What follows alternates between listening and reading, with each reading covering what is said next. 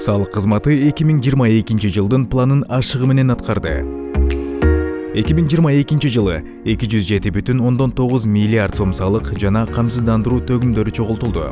2022 жылдын жыйынтыгы боюнча мамлекеттик салык кызматы 207 миллиард 901,6 миллион сом салык жана камсыздандыруу төгүмдөрүн чогулткан.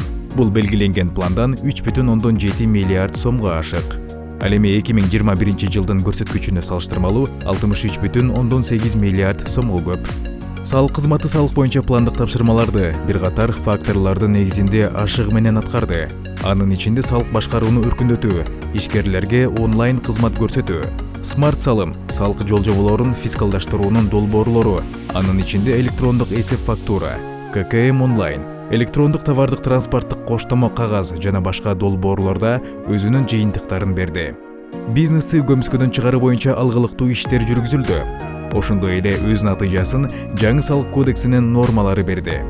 Ал атамекендик өндүрүүчүлөрдү колдоого, атамекендик продукцияны чет өлкөлүк рыноктарга чыгаруу үчүн натыйжалуу инструменттерди түзүүгө, ак ниет бизнести коргоого жана экономиканы көмүскөдөн чыгарууга багытталган.